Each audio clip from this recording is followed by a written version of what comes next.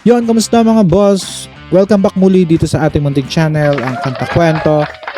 Yon, thank you very much pa rin sa mga nanonood sa atin, lalo na about kay Sir Jerome at mga Jeromantics Global. Maraming salamat sa pagtangkilik sa ating channel dahil kay Sir Jerome, no? So yon, syempre dahil kay Sir Jerome, reaction video na naman po tayo at paniguradong hindi nyo pa narinig to na kinanta niya at dito maripapakinggan natin, lalo na kung hindi kayo naka-attend sa Candelaria, Quezon kahapon ng kanyang concert, no? May 1, no? Nung May 1. So ito ang kakanta niya rito is Let It Be Me. Let It Be Me. Mga ganun, no? So alam ko hindi nyo para mapakinggan yan at maganda na punta kayo dito at mapakinggan nyo yan. Pero bago natin i-start, gusto ko muna manghingi ng inyong subscribe at share yung video na ito. At i-comment nyo na rin kung taga saan kayo para malaman natin kung hanggang saan na maabot ng kwento nito. At gusto ko nga pala magpasalamat kay Sir Glenn Martires TV na sa kanyang pag-react sa ating content na nakaraan, yung edit ganyan natin ng drone documentary na. At yan, ang nag-voice over nga dyan is si Ma'am May Sulit. Palakpakan natin yan. At ang drone shots ay personal na pagmamayari ni Ma'am Det Ignacio. No, maraming salamat sa inyo mga ma'am, mga suporta nyo dyan, no? At nagkaroon tayo ng copy at nabigyan natin ng video presentation. Alright, so, thank you very much Glenn Martires TV. Tawag dito, ano nga yan si Sir Glenn Martires TV, i-subscribe nyo yan. Oo. Dahil kung hindi dahil sa kanya, hindi ko makikilala si Sir Jerome Ibardome. Palakpakan natin si Sir Glenn Martires TV. Lalagay ko na lang siguro dito yung logo niya. Saan ba? Dito, yan. Sir Glenn. Sir Glenn, kamusta ka na? I miss you. Sana makabanding po kita next time na. Sabi ko sana next life Diba? Buhay pa tayo, diba? So yun, umpisa na nga natin to. Kung nakasubscribe na kayo kay Sir Glenn Martires TV at dito sa ating channel, let's go na. Pero wait lang muna, okay lang ba? Bibitinin ko na naman, no? Shoutout muna kay Ma'am Buena, kay Nanay Biring, kay Mama Lilibet Darna ng Jeromantics, kay Ma'am Ma'am May Sulit, syempre, kay Ma'am Christina Ignacio, kay sino pa ba? Yung mga natin dyan, dali, baka masita na naman tayo ng audience natin, ang daldal natin, puro na lang salita. Kay Ma'am Sol, no? Kay Ma'am Sol Gamat, no? Ang video nating i-reaction na, no? Sinend niya to. Mga pasaway nga. Shoutout din kay Ma'am Andrea. Ma'am Andrea, pasensya ka na.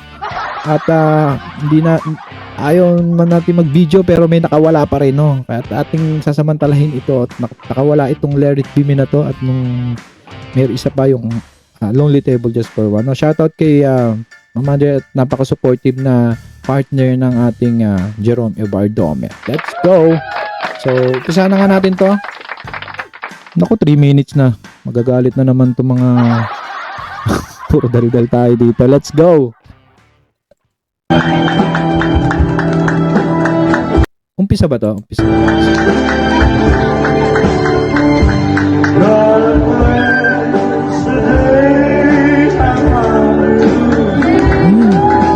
Alam ko to. Wait. May naalala ako dito.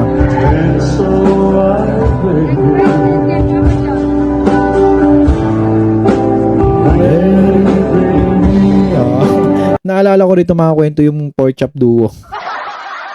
Kinakanta nila to. Yung sikat na video nila. Sino nakanood nun? Mga batang 90 siguro, no? May sikat na sila sa video na parang nasa hotel sila. Isa to sa mga kanilang kinakanta doon. Let It Be Me. Alam ko medyo pinaparody pa nila to. So, thank you Sir Jerome sa pagbibigay justisya sa kanta na to. Ito, Jerome Ibardome style na formal at magandang atake.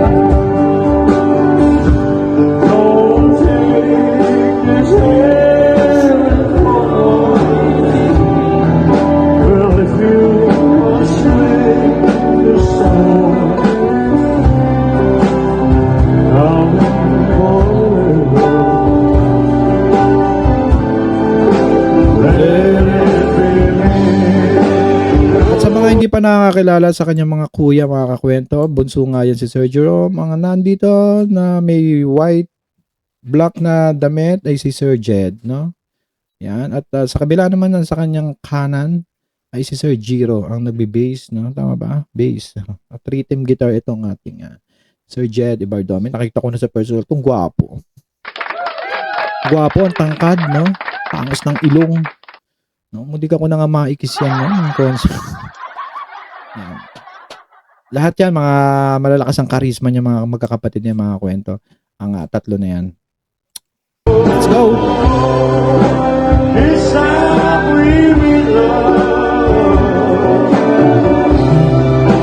I find complete love. Hold out your sweet love. Tell me, what would life be? So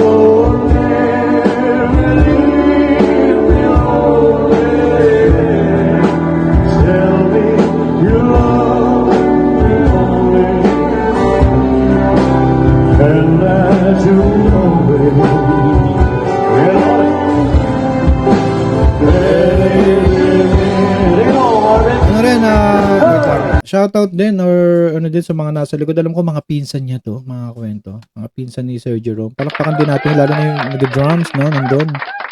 At naku, kung makakanood lang kayo ng live ng sa papa ni Sir Jerome, si Papa Jam. Napakasarap makinig doon.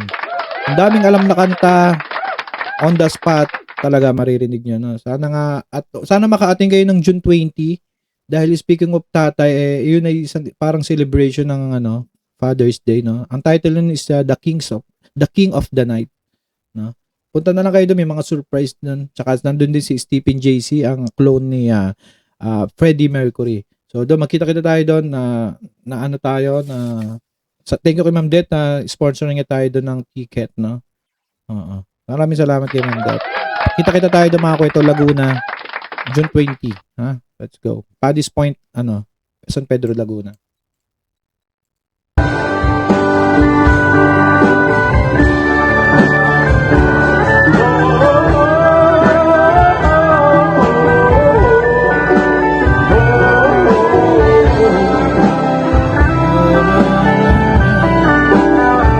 Ano ba?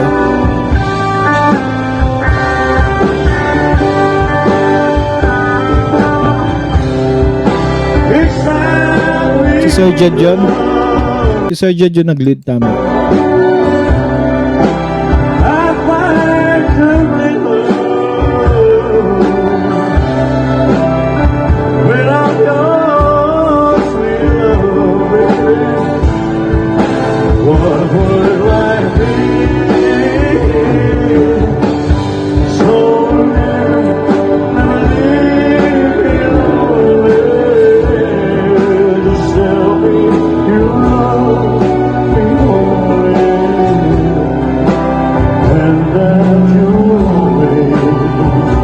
Sino nga ba ang original na kumanta nito, mga kwento? Comment nyo nga sa baba kung sino. Ang maganda tong kanta na to, Let It Be Me.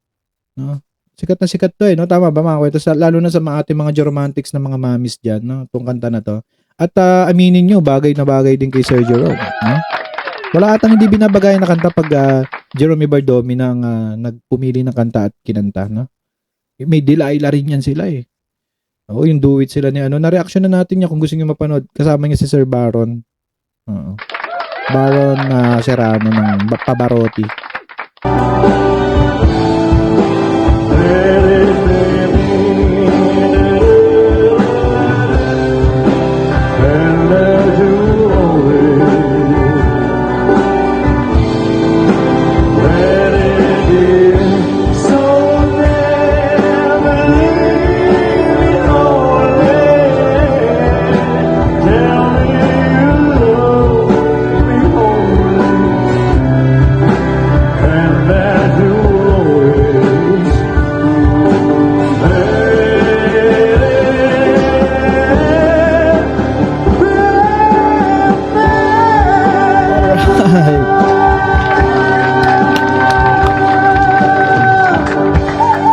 Grabe yun, pinasa mo pa.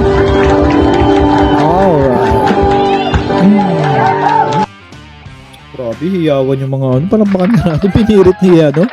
Sir Jerome yung doon, dulo Gina G! Sir Jerome, Gina G ka talaga, no? Yan, shoutout sa mga nanonood sa atin ngayon. Gina G talaga si Sir Jerome. Ayun ang gusto ko kay Sir Jerome, no? Maliit na venue, malaking venue, wala sa kanya, wala siyang pinipili. Todo bigay na performance pa rin ang binibigay niya, no? Kaya ako excited ako makita na naman to ng personal yung outreach program na gaganapin sa May 23 nitong Jerome Ebardome at kasama ang team na Jeromantics Global. Kasi nag-edit lang tayo or nung nakaraang mga video nakita lang natin, pero ngayon makikita ko ng personal. Naku, sana matuloy yan kasama si tuloy yan, sana matuloy na kasama sila Sir Baron at Naz, Sir Baron Pavarotti, Naz na Jose Marichan, no? Sana matuloy yan, no? Palakpakan natin. Hindi ko hinihikayat pumunta, akin lang ibinabalita na magkakaroon ganyan, at kung gusto niyo makiisa or mag-donate hindi ng any amount or kung ano man ang gusto niyo, nandoon sa poster, balikan natin. Nandito sa poster ng ng ating community. May contact doon kung gusto niyo makipag-ugnayan, at pwede niyo rin ako i-PM, kukunin ko kayo doon. So maraming salamat mga kwento. Ano masabi niyo dito sa kanta niyan, Let It Be Me, kasama ang kanyang mga kuya Jed at Jiro? Ano masabi niyan? Pag-usapan natin sa comment section yan. Okay? Pero na-shoutout ko na ba si Ma'am Buena Dolls? Press 1 kung na-shoutout ko na ba, tsaka si Ma'am Jel Del Mundo, baka hindi pa no? Tsaka si Ma'am Carlota Quaresma. So kung hindi ko pa sila na-shoutout, comment nyo sa baba. Ngayon mga kwento, comment nyo na rin kung taga saan kayo para malaman natin kung hanggang saan maabot ang kwento natin ito. Okay ba? Tsaka kay Ma'am Lilibet, lagi ko nakakalimutan si Ma'am Lilibet, pasensya na na-shoutout, no? Naku, napaka-darn na yan, no? Alam niyo naman, darn na, di ba, malakas, strong, ganyan siya. So kumbaga parang metaphor. So anong masabi niyo diyan? Magkita-kita tayo sa comment section. Nako, 11 minutes na pala. At maraming salamat kung umabot ka dito. Comment nyo kung taga saan kayo para malaman natin kung hanggang saan maabot ang kwento natin ito. Kung nagustuhan nyo yan, baka pwede na mahingi ang inyong subscribe dito sa ating channel. Maraming salamat. Muli, ito ang Kanta Kwento na nagsasabing mabuhay ang talentong Pilipino. Let's clap our hands and see you on the next vlog. Goodbye mga kwento. Bye-bye.